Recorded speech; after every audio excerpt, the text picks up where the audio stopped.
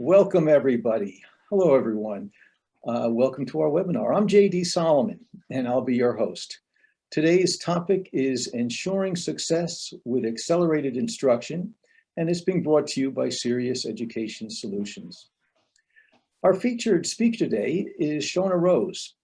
She provides educators across Texas with instructional coaching, planning, and professional learning experiences. We'll also be joined by Andrew Roberts, the founder and president of Serious Education Solutions. Now, a quick bit of background on the topic. As I'm sure you all know, Texas school districts must provide students who don't pass each STAAR test with at least 30 hours of supplemental accelerated instruction. Our discussion today will address the challenges posed by this requirement, challenges such as scheduling, personnel, tools, content, and pedagogy. Before we begin, just a few quick housekeeping notes. After the presentations, we'll have time for Q&A. Please submit your questions for our speakers through the chat function. You can address that to everyone. Second, everyone attending will get a recording of the session. And third, please remember everyone to keep yourselves on mute. Okay, let's get started. We're going to begin with some introductory comments from Andrew Roberts, president and founder of Serious Education Solutions. Andrew, welcome. Greetings. Thank you all for making a special effort to come. I know how hectic life can be. I want to welcome you, but also share a little background.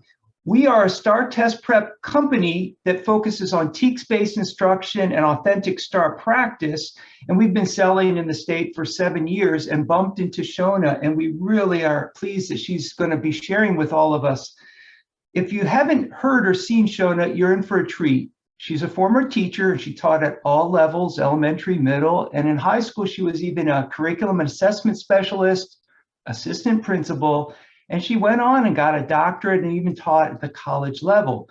So she has ample teaching experience, ample expertise in the subject area of especially reading literacy and diversity and so forth.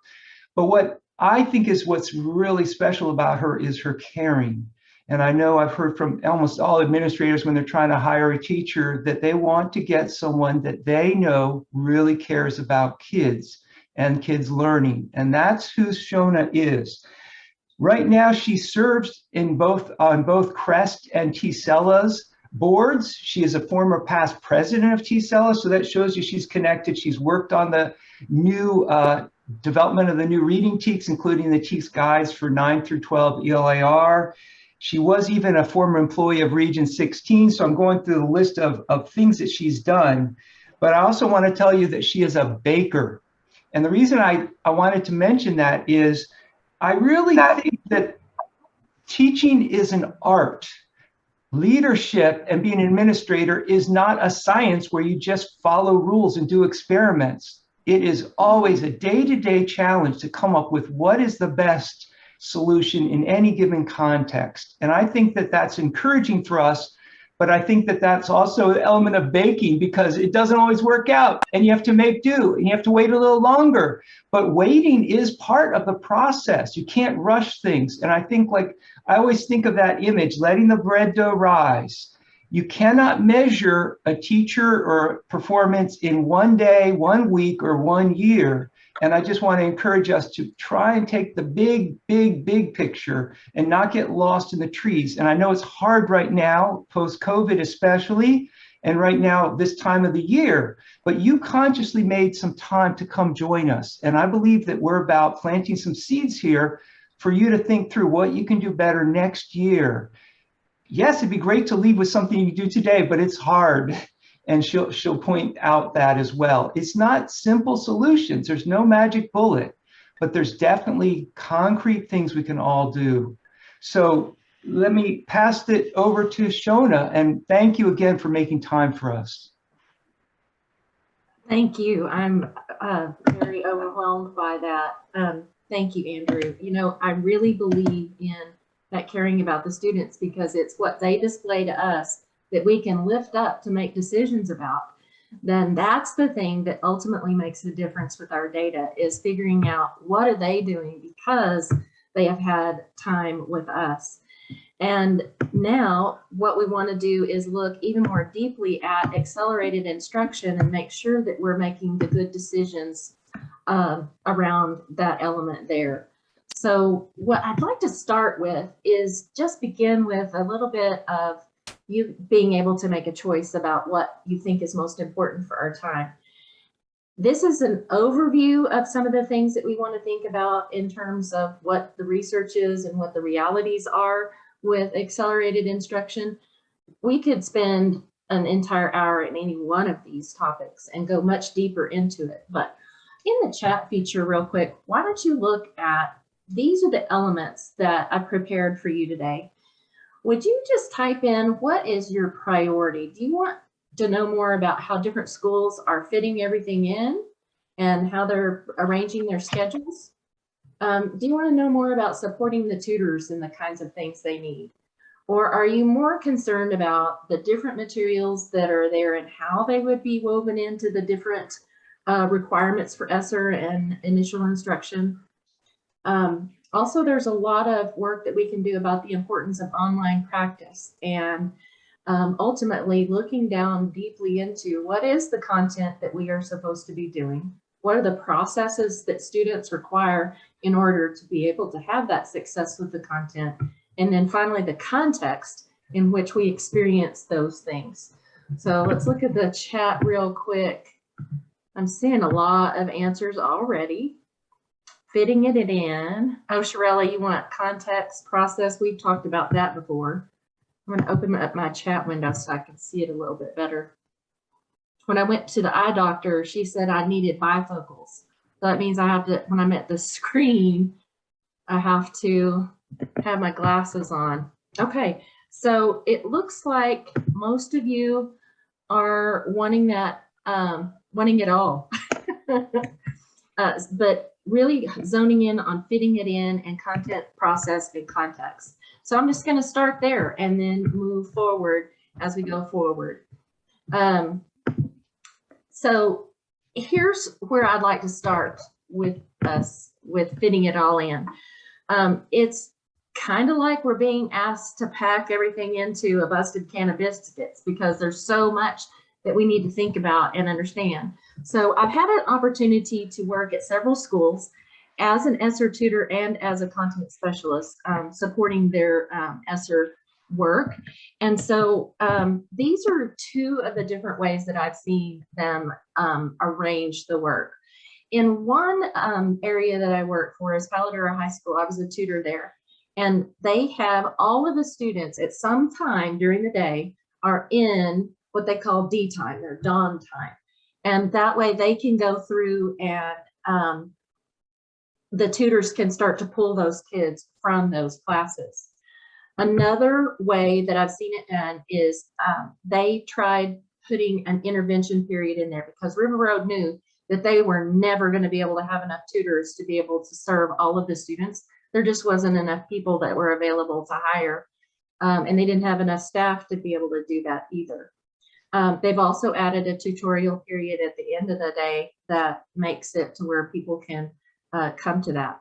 I also know that at Paladura High School, they have evening classes. And so students that come to Flex are able to attend there. They've also allowed the teachers to come an hour before school or an hour after school. We've seen Saturday school, all kinds of things. Another school that I talked to recently, they have just now started doing their ESSER tutoring. And what they decided to do is have, for 2 weeks, the kids would come before school and after school for an hour. So they were there pretty much for a long time. Now, I'm not sure how that ends up with, that adds up to 20 hours, not to 30 to me, but that's one way that they're accomplishing that goal. I also think it's really hard for the kids because they're just really so tired. I also have a friend that one of the things that she's doing during the time that the tutors come pull her students out, she can also work with small groups of students in her classroom during that time so that she can make sure that they're getting the minutes, and then it goes along with the elements that are working there. We also see a lot of work being done on the computer because that's really easier to track. a lot of the schools are having to find ways to keep track of the hours that kids are using, usually with a spreadsheet that's shared among multiple people. But the computer is nice because it's able to give you the reports and keep track of that without much difficulty in that element right there. So really, pretty much you've got these kinds of choices that you can make about what you're doing and when and where that have seemed to be working pretty well. I will say that in some of the schools that I've worked with, there are not enough tutors or enough time during the day for the kids to get all of their 30 hours for all of the tests that they have not met standards for. So they're still trying to work through and figure out how to get the kids there and how to make sure that they're getting all of the support that they're supposed to be doing. But it is still a challenge because there's simply not enough time during the school day to get that done for the kids. So looking at just a response from you, let's hear about what you're thinking. How is your school organizing the requirements that you can add to the group's collective knowledge about fitting everything in? If you want to unmute and share, that'd be great. Or if you want to just type what your school is doing in the chat box, that'd be great.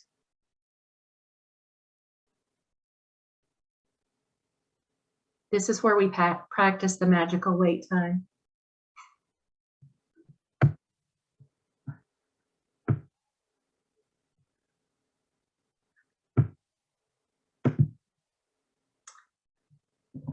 Letitia, that is a very common response, that they're having the 2 reading classes and 2 of the math classes, the study hall time. That way they can, you'd think that there would be as many schools as there would be that many ways of doing it. But honestly, there's pretty much just about those options that we've seen. And I think the important thing that I would like to really understand more about is making sure that what we are doing during those time periods is practical and effective so that we can really make a difference with that.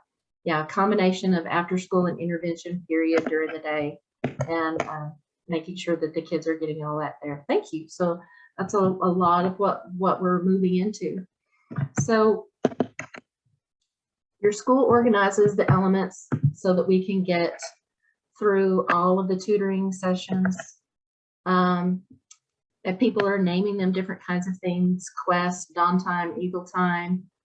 And that small group instruction time has been so powerful in really moving forward to doing that work that the students actually need. Dr. Burton says that they're going through a practical writing class during the school or after school tutorials, which is extremely powerful because we know that there's gaps, and going through a sequential material is going to really kind of help us make sure that we're covering and catching all of those places where the students kind of fell through. So supporting the tutors, I'm just going to go really briefly through this part right here. I feel like that as a tutor, there were some things that I needed and I didn't have. First of all, when we first got there, there was nothing for us to use. I needed raw material that the kids had not seen anywhere else that I could use with my kids. I also needed to make sure that since sometimes another person would pull my kids, I needed to know where they had left off and where they were headed next, so that I didn't repeat some of the same material with those children. I also needed some data. I needed some basic pieces of data. A lot of them, they would come in and I didn't know what their scores were or what they needed. Did they need more writing? Did they need more reading? Did they need help with this part of biology or this part of algebra? I just didn't know. And so if I could have had just a little bit of a window into seeing what was happening with them, that would have been great. Also, as a tutor, I needed to see if what I was doing was working as I was working with them. So having a little bit of data to check as we were going through the sessions to see if they were moving forward, that would have really helped me a lot. Another thing that I needed is I knew that I had to take them through the entire gradual release of responsibility for the skills and lessons. But I also needed some material that would let me come back to that same skill so that I could practice it again. really important to have those kinds of materials to really cover all of those elements with that. The other thing is that I needed the right people in the room, which brings me to, I think I'm missing a screen here. Where's my picture of Anatole? Maybe I'll put him down here. Oh, I don't see him. Oh, here he is.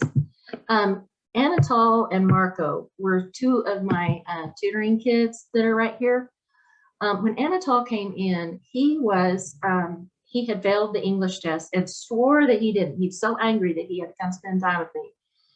Well, as I worked with him, I looked on the computer program that he was using, and he was practicing the initial and final sounds of v as in van and v as in have. And in talking to him, his English was very good. He could read and write pretty well, and he was really logical in his thinking.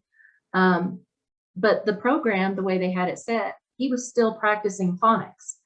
And he should have been allowed to retake that, but he didn't pay attention when he was taking his initial assessment. So being a tutor and being there with them when they're taking those assessments, I need to have my eyeballs on them so that I can tell them what's about to happen to them if they don't do well, and that I can really, okay, let me close the black rectangles. How about that? Is that better? Maybe I can make them go away. Thank you for asking about that. So Anatole was in the same group as Marco. So as I'm working with Marco, I realized that Marco won't talk. And as I began to talk and learn more about him, Marco he came directly from Mexico, and for 2 years had been in online instruction and using Google Translate to complete everything that he had done. So now I have 2 different kids that are in a completely different place.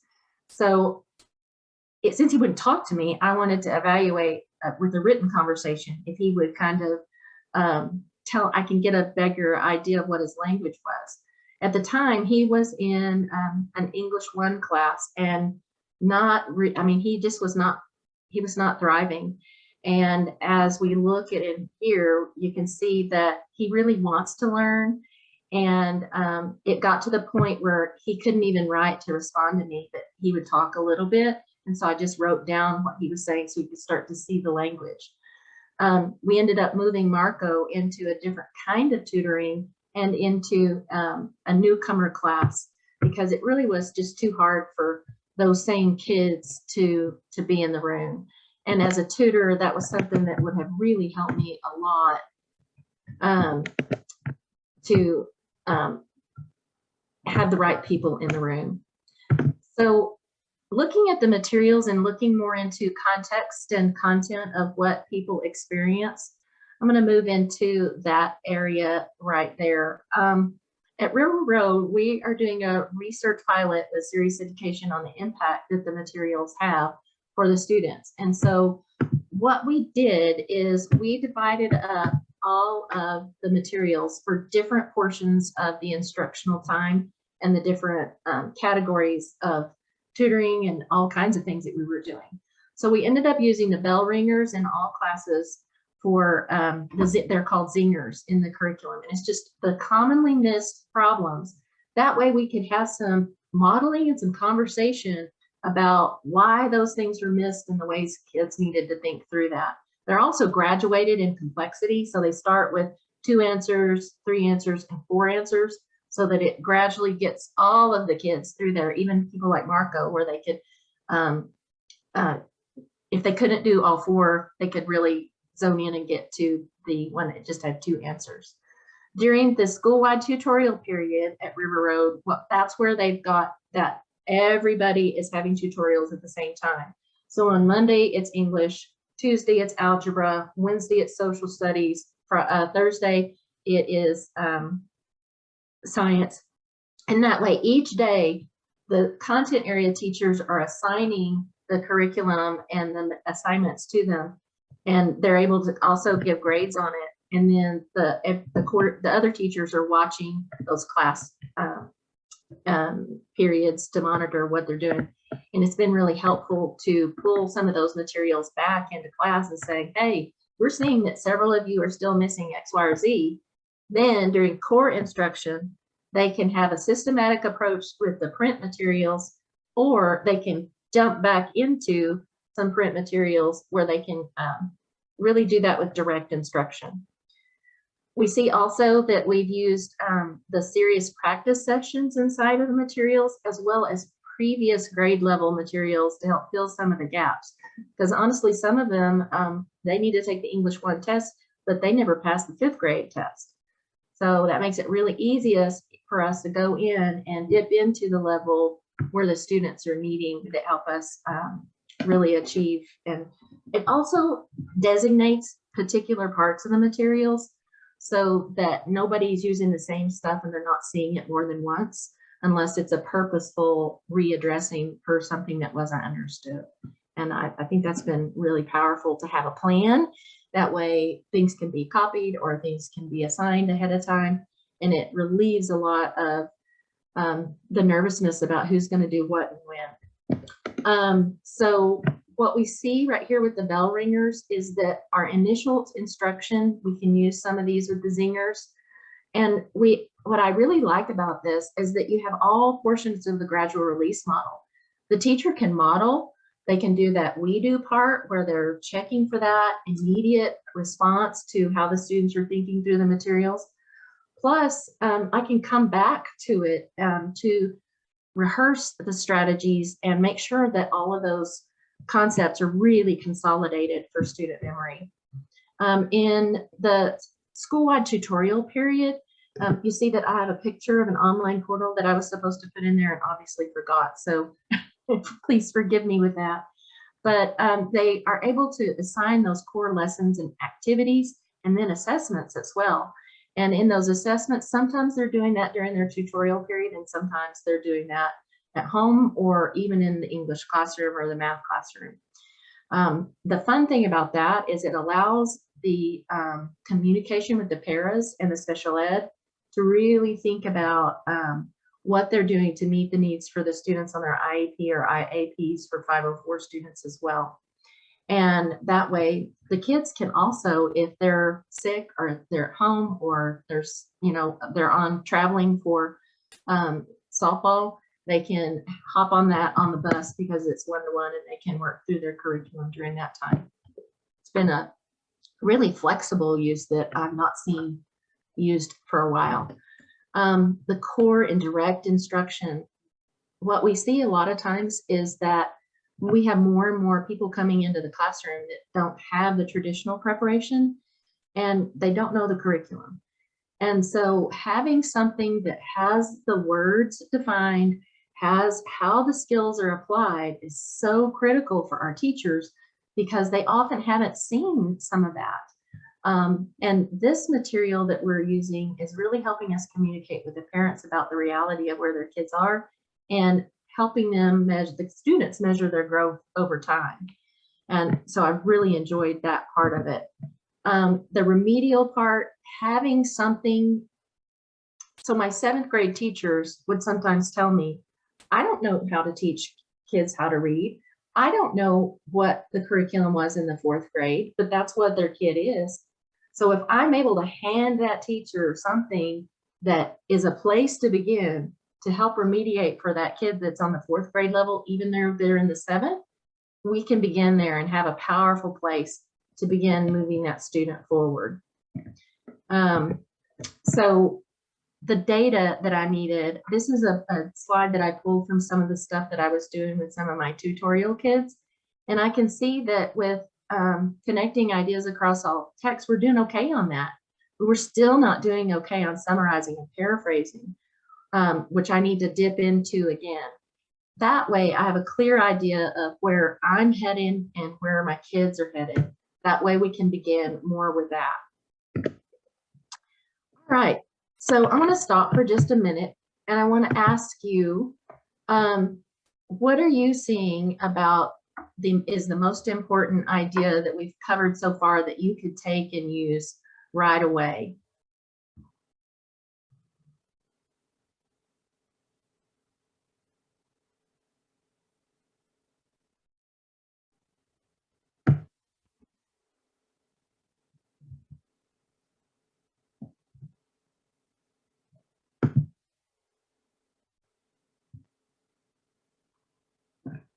Dr. Burton, thank you. The gradual release model, if you've got to have that element in there, and if your curriculum materials have those elements in it, people who don't know the curriculum can really be successful with that.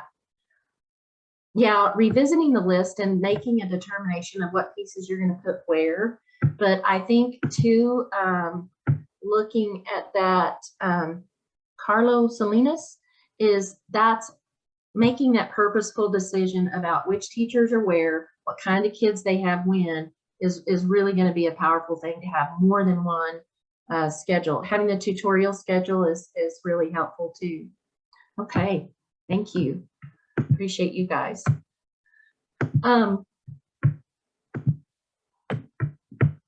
So one of the things that's also critical is the alignment of how the content is and how it is actually assessed.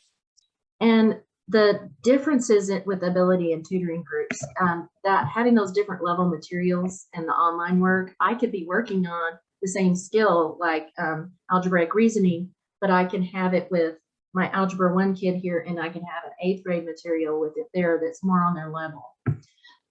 But one of the things that I see that's a little bit scary is that if you don't give people material, they're going to go find stuff. And a lot of times they're going to find stuff that really wasn't made for Texas, and it wasn't made by somebody who's really talented in curriculum writing. And you want to make sure that that's not where their go-to is. You need something that's really been, honestly, psychometrically validated so that you can determine, is it really up to the level of rigor? The other thing that I think is really important for us to consider is that if you have materials, I mean, our new TEACs were adopted in 2017. And so if you've got something that was before like 2018, you probably have something that was made for a curriculum that doesn't fit your content area. So when you're looking at the materials for all of your content areas, look at whenever those TEACs were adopted and then add a couple of years, because it takes a lot of time for the state to interpret what those TEACs mean. And it takes a lot of time for the publishers to look at what happened whenever those tests were released. So if your teachers are using old stuff, and it probably needs to go away. The other thing that I think is really important is, as I was tutoring, I heard a teacher that was reviewing point of view, omniscient, first, limited, unreliable, all of those things. That's great. I love that. But not once has it ever been asked that way. And I asked her, why are you going over point of view like that? And she said, oh yeah, because it's on the test. And she pointed to this workbook that she had, and I said, oh, well, let's go look at the release tests. And we looked at every single one of them, and not one time was point of view assessed in that way. Yes, you need to know what point of view is, but the way we ask questions about that is you have to make a decision about what is the point of view doing. And that's what we see in the test. So really evaluating and looking at those materials at a granular level to make sure that that is assessed the way that it's intended to be assessed on the test. And as I've been looking at a lot of the data that we have from the statewide summary results, I'm seeing a lot of indications that we are not, we're teaching the wrong things or not going far enough with it. For example, you do teach point of view, but if you stop there, you don't talk about the impact or purpose of the point of view, it's not, we're stopping too soon. And so we've got to help our teachers go a little bit deeper with their instruction. And our materials are the key part of it. So you've already weighed in with some of the things that are really important, but it's now time to really dig into the content context piece. So if I asked you to dig a hole, I think you'd be dismayed if I gave you a spoon. And that's what I see that's happening with what's happening in our standards and with our results and with the gaps that we have with students. We're giving teachers some spoons, we're giving students spoons, and that's really not going to give them the capacity to dig out. And what we have to think about is the context of online assessment. we've learned before that assessment and practice must match. That's what we were trying to do with our curriculum, instruction, and assessment alignment. But having everything go online changes so many things. So what I'd like to do is a quick experiment here, and I'm going to go really fast, but I want you to try to count how many different components that a student must keep up with while they're reading online. So here's the first one. When you read online, your eyeballs often do not go in the Z pattern that we teach our kids to read in. Most of the time, what you see is that your eye is going to go across in a bar to capture the things that are at the top of the bar, and then it's going to go down along the left-hand side of the screen. Our kids don't realize that their eyes are automatically trained to read in that E or that F pattern. And what happens is they're missing how to manage online eyeball movement for the test. So that's number one. All right, so here's another one. As we move through, try to count how many of them. So on this screen right here, you see the dictionary screen. And what we see is that Big League is hyphenated in the title. But whenever you try to use Big League and use the hyphen in the dictionary, it says that it's not there. If you try it again, you see with no hyphen, the word is there. So what we're seeing is that the online dictionary is not always appropriate. And there's a couple of words in this particular passage that aren't even in the dictionary. So that's an issue. Here's another one. This is your progress toolbar. You have to realize how much progress you need to make, but you also need to be able to read the legend that tells you which ones you've answered or not answered, and which one tells you what you are on at this time right here. Here's another one. This is the session pause button. If you push this one, you'll be dumped out of the test and your session administrator will have to put you back in there. This is the next one. It's a question screen toggle to where it covers up the questions and reveals the questions depending on your focus. This is the drop-down menu on the text side that has 4 different highlighter sections. But you also have to know that if you have to highlight something before it will actually work. This is the next part, your navigation buttons with back, next, and save. We have the progress bar of how much you've already completed in the entire test. We've got the dictionary. We've got the line reader tool that appears essentially in 2 different places. The questions per passage pair, and I see that there are 18 different questions on this paired passage. It can be quite overwhelming for a student visually. The scroll bar is also a big tool that online readers use. Whenever I read, I know how much is on this side of my thumb and this side of my thumb when I have a book, but I also know about what side of the page it was on. Online readers use this toolbar to tell about where stuff is in the passage so that they know how to navigate how much is left or where they can find something later on. Another component is the notepad. The notepad is the same for the entire test, and it has 8 different components, including the way it's movable and functions with cut, paste, save, all of those kinds of things. Now we have a drop-down menu on the question side that has a tutorial, mark review, sticky notes, highlight that works in the question but not in the answer choices, and a strike through tool. So you've got your zoom in and zoom out. You've got your highlight function for the questions. You have your sticky note, and there's 1 per question. You've got your mark for review that basically appears in 2 different places. You have your tutorial and your strike through tool. Oh, and guess what? Finally, we have the, oh, there's more to read tool. So in the chat, can you count for me how many different components did you see, or did you just give up because there were too many?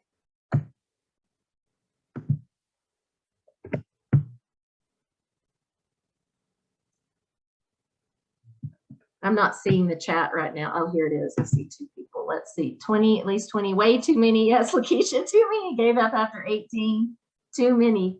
Yeah, whenever I counted them, I counted plus or minus 65, depending on how many you kept track of. So the conclusion for this, if somebody will just unmute and explain, finish this sentence.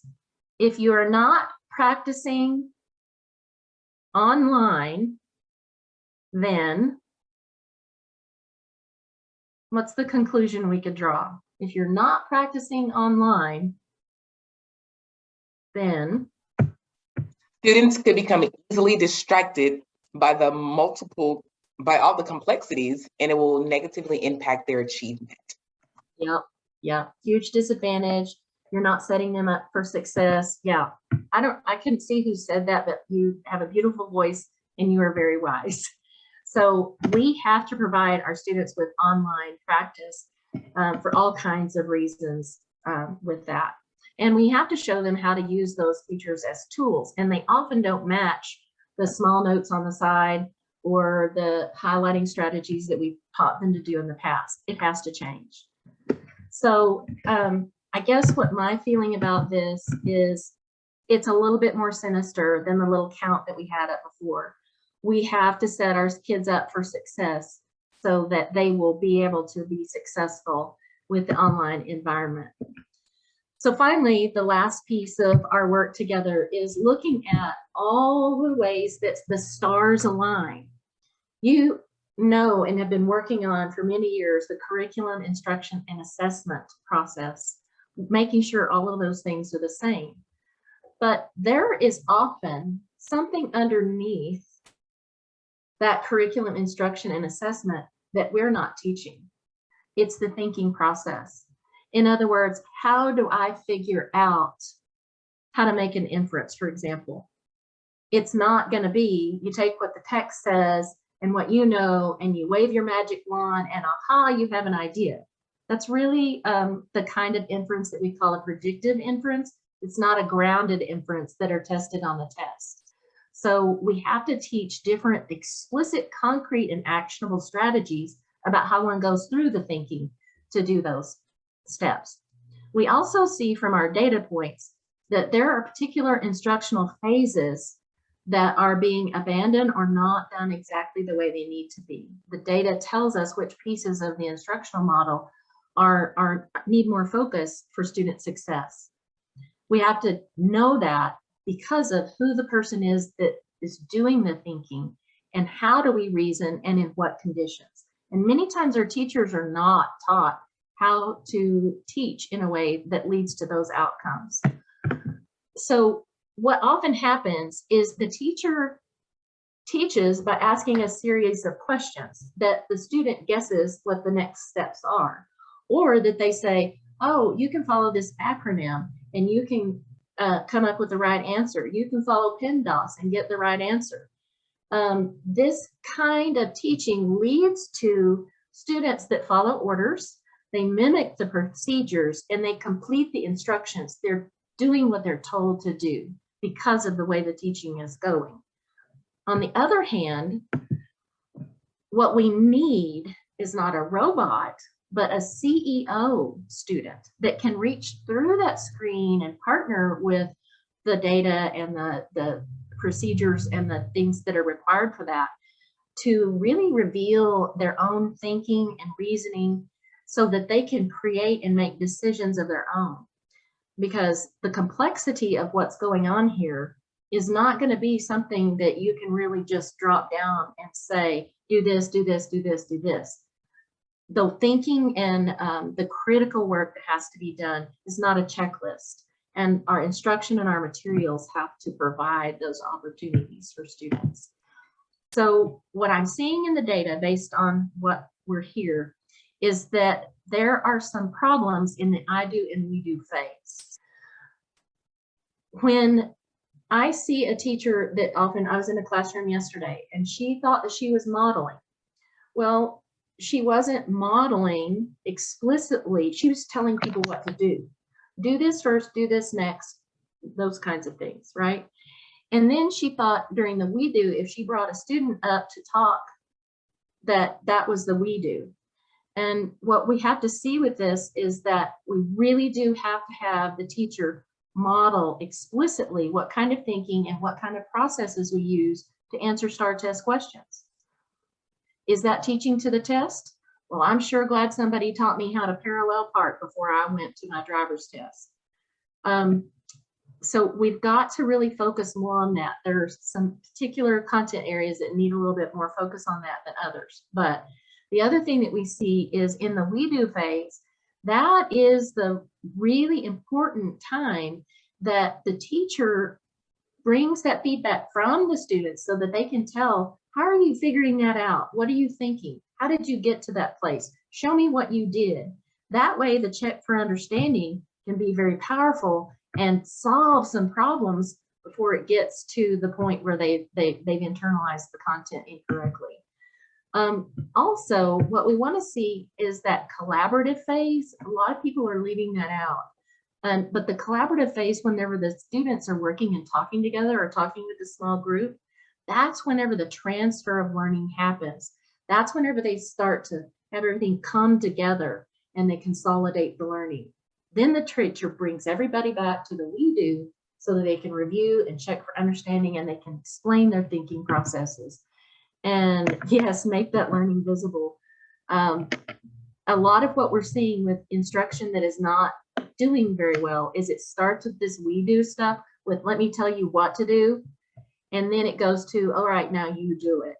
So really moving in through and making sure that your materials and your instructional processes go through all 4 phases. And that point of returning to the guided instruction, the we do it phase to check for understanding is really important.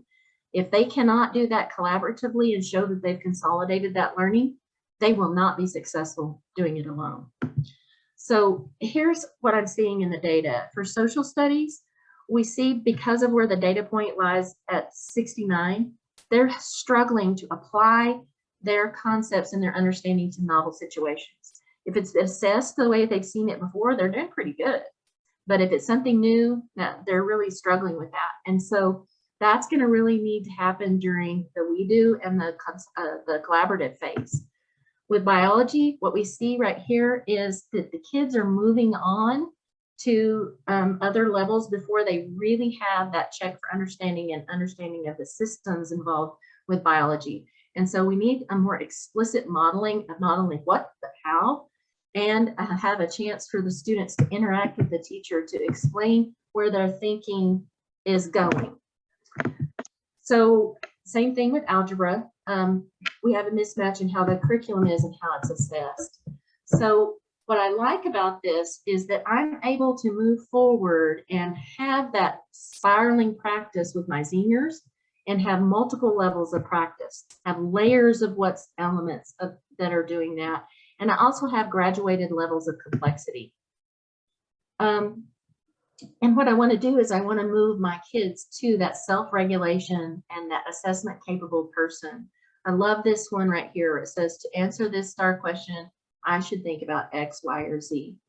And as I finalize the comments that I really could talk with you a lot more about, when we teach, we're teaching our TEACs. That's our content. That is it's at the task level is what Hattie would say. A lot of the process and the thinking and reasoning, sometimes we get there and we show kids how to do that. But what that often leads to is kids read the questions, they read an answer choice, and then they go, yeah or no. And then they stop reading whenever they find an answer and they mark it and move on. What the problem is here is this piece of context where what kind of practice and how they practice is not present. And ultimately, we teach it like this, but kids don't experience it that way. They experience everything within the context of who they are and where they are and what they're doing. Underneath that is the process they go by doing it, and only then do they have mastery of the TEAC. So switching our instruction around to really more carefully consider the context of our instruction remains the next body of serious work that we must do with our students. So one of the things that we've been working on with Serious to do is how do we structure feedback to trigger that reasoning and retrieval. So we give them a hint to help them know, all right, you use the dictionary to define unknown words in the question or answer choices. You use synonyms to help you paraphrase, and you consider one answer at a time. That way, you can really think through the type of questions and thinking that you need to do. So in this case, as a student, I would get to the point where I could say, do the first 2 stanzas describe West Texas as aggressive or warlike to people's ability to live? That kind of teaching and help is going to move kids to where they're able to understand what the questions are really asking them to do. And we embed that in authentic ways of reading and writing and thinking.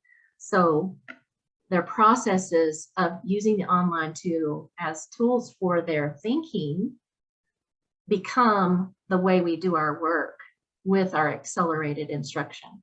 We address not only the what, not only the how, but the where and in what ways of the contextual situation. All right, so Andrew is going to take it over here and say a few things and we'll end up. Sorry, unmuting myself. I first want to say, are there questions? Throw them in the chat and we can have Shona address specific questions as well. I'm going to go ahead and share some slides while we get ready, mostly to kind of summarize. You can see me. I need to press share. Great. One of the themes that I heard very powerfully is we need to better align our curriculum, and that's really what Sirius is all about. We want to help align curriculum. And we've been doing it, like she said, in the written curriculum. The question is what is actually taught in classrooms. And we know that the teacher's relationship with the students, that context, that first piece is really, really important. The next level is how do we support teachers in the processes and the content so that it can be really effective. And looking online, she pointed out to all the challenges.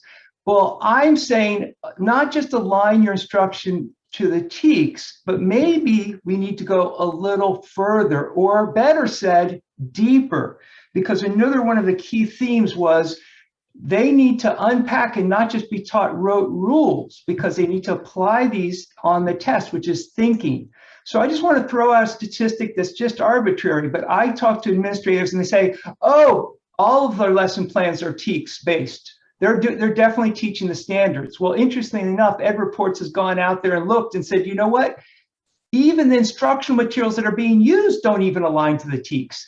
Now, we've adopted materials, so they have the TEKS in there. But if you're looking at a biology book that's really huge, it has the TEKS and it has a whole bunch of other states in there as well. And are they teaching the exact TEKS that are needed? But how do we go beyond that and align the curriculum to exactly what students need to know and do in the STAAR tests? And basically, we're saying it's a thinking test. And the new online-only STAAR test, some people say the new item types of version 2.0 or whatever, they raise the bar even further. But I hate to tell you, many people did not even change what they were doing from TAAS to STAAR. And I know it wasn't an evolutionary change and it wasn't seeming like it was radical, but it was. These tests, like say in English 1 or algebra, were only on that course, not many grade levels, which means that it was a comprehensive test, but just on that year, which meant they went a lot deeper in that year as opposed to covering an algebra content in grade 8 or other grades. But if you're covering older content from older grades, well, of course you don't teach that, so you teach it right before the test. Well, now we've got essentially cramming going on because that's what you used to do with TAAS. We need to evolve our thinking to say the same thing a little different is not enough different. We have a new generation with online. It's a new opportunity for us to change. And my suggestion is we teach, in addition to what we're doing with our rich, engaging tasks, some actual STAAR content, not just practice it, teach it. Instruction and practice in content, the way it's tested, the context is one way it's said, meaning the format, the thinking involved, but even more important, the complexity. One of the slides Shona showed is in US history and science, more than 60% of the items have a stimuli of a graph, a table, or in social studies, a graphic organizer or an image. And the students have to interpret that image and analyze the answer choices and figure out which is the best answer. Yes, they have to know some content to do that, but that's not sufficient. They need to use their understandings, recall their concepts, apply their skills to solve an application problem. That's not just recall, identify, it's going beyond that. And let me just point out to math. In math, all the grades are word problems. First thing then is it's a reading test. Next, there's key vocabulary that if they mix up, they're going to get it wrong because they mixed up some key words. But you don't cram that. In general, they don't say add, end, and subtrahend. They just give a real world scenario. And now the child has to choose. Am I adding or am I subtracting? Which order if I'm subtracting or dividing? What does the answer mean? Does it make sense? And that is not skills, procedures. And so I would say that if your teachers are spending 10% on word problems, which would already be more than most likely most grade school are doing, they're not preparing them for what they ultimately need to do to prepare to, for the actual STAAR test, which means we need to change what we're doing and add a little more instruction and practice that will ultimately align with how they're held accountable. So this is a ladder against a wall, and I'm going to throw up a quote. Management is efficiency in climbing the ladder of success. Leadership determines whether the ladder is leaning against the right wall. I'm very pained when I go to schools and see what they're doing to prepare for the test, where the teachers are working hard, the students are working hard, but in the end, they're not really prepared for how they're held accountable. It doesn't really align with the STAAR test. If it's superficial and lower level, it's likely moving only halfway there. To say it in a little more crass way, management is doing things right. Leadership is doing the right things. But I believe that extends to how we evolve our instruction and practice to better align with what students are ultimately held accountable. And because the STAAR test is a thinking test, it is not embarrassing to make sure that we add that component to our instruction. It's not undermining our instruction if the passing rates are miserable. And by the way, the cut scores are very low. If you only need 37% correct to pass the algebra exam, and yet we have only 70% passing. So they're not really learning the algebra. They're not really learning to be better problem solvers. Can we make a difference? That's the main thing I want to say. I believe we can make a big difference to students. We need to change what we're doing to support teachers. Accelerated instruction is not easy and helpful, and I'm not saying I love it, but I do believe that our resources were designed to support teachers and help them make it easy by giving them high quality resources that are flexible so they can use them in many different ways throughout the year. And we really want them to do that. So I'm going to go ahead and I was not going to talk about our products. Let me see what we can do to answer questions right now. If the of course is what I said, thank you, Dr. Burton. I don't think we have questions, but we'd sure answer them if we had some. Well, JD here, Shauna, a question coming out of one of the comments I saw, an issue of preparing for the vast differences in ability levels within tutoring groups. Hard enough to got enough tutors to, if you could segregate areas of ability, but you can't. Thoughts on that? What I've seen working with the kids that I've had is to be able to have the online portal where I have all my grades. That way that if I have Marco that's working with me, I can have a second grade material or a third grade material out. And we are still working on main idea, but he's reading a text, that is suitable to him. And then Anatole is reading one that's on level. That way I can really use what I need to do. And Jane says that she uses the serious products and the flexibility is a huge help. Yeah, because it provides a place to begin, and it provides food and raw material for all portions of the gradual release model, and fits a lot of the different elements of which we want to see this kind of instruction. Okay, well, we are coming up to the end of the hour. There's about 5 minutes left, and I'd like to give people a little time to take a break before their next meeting. So everybody, thank you very much for attending. Shauna, Andrew, thank you for your presentations. Keep an eye out on your inboxes, everyone, for a follow-up survey about this webinar and a link to the event recording. On behalf of Serious Education Solutions, thanks for joining us this afternoon. Enjoy the rest of your day.